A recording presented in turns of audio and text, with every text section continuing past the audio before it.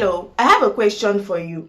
If your Jamb exam were to be tomorrow, do you honestly think you could score above 300 in Jamb? If your answer is no, then that means you're doing something wrong. And in this video, I'm going to show you exactly what to do so you could still score above 300 in your Jamb exam within the next 2 months. Hi, my name is Chisom and I scored 302 in Jamb. If this is your first time coming across my channel, you are highly welcome. Please ensure you subscribe to my channel. It's completely free and it really helps. And please make sure you like the video, give the video a thumbs up. Now, the first thing I expect you to do if you want to score above 300 within the next 2 months is to focus on important topics.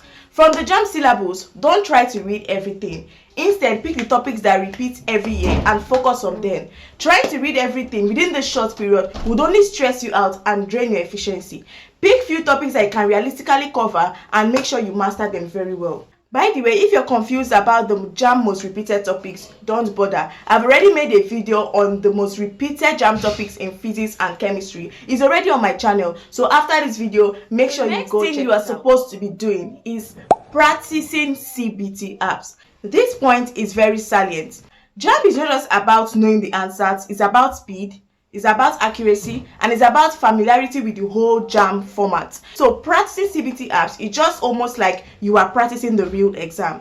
Don't go and start downloading all those local CBT apps so that keeps repeating the same question each time you want to practice. There are better apps like my school app, Test Driller. These apps have over 10,000 past questions from the previous years, and sometimes they even host competition amongst users.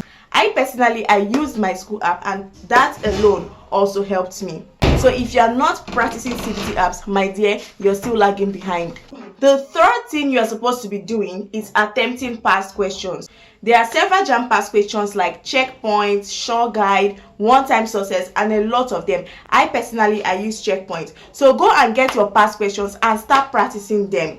Make sure you finish all the years from year 2000 to 2024. Make sure you finish all the years. And when I say you should practice past questions, I do not mean you should go and start cramming your past questions.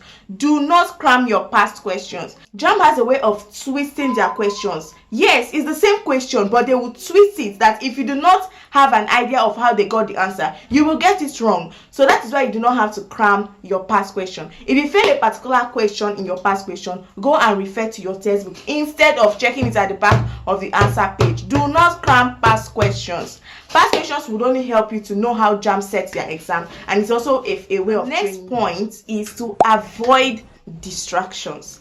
Avoid any form of distractions. Most of us are so glued to our phones that we don't even remember our books. There are a lot of distractions that's going to hinder you from reading your books, like your social media, your phone, movies, friends, environment. Please avoid them like the plague.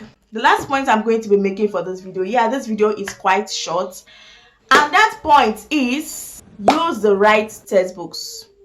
Yes, there are many Jamb recommended textbooks. If you go to the Jamb syllabus, you will see the recommended textbooks there. If you have your Jamb checkpoint, if you have your Jamb short guide, you will see the recommended textbooks there. So make sure that the textbook you're using to study is among one of the recommended textbooks. Like in biology, I used Essential Biology and College Biology. Essential Biology is good for diagrams, and College Biology has a lot of information. For physics, I use New School Physics and Comprehensive Physics. For English, I really didn't study English in a textbook. I just kept on practicing CBT apps. That was how I scored 70 in English. For chemistry, I used New School Chemistry and Essential. And that's it for this video. This video was quite short. I was actually doing something and it just struck my mind that I have been quite offline on YouTube for a while, so I decided to shoot this video.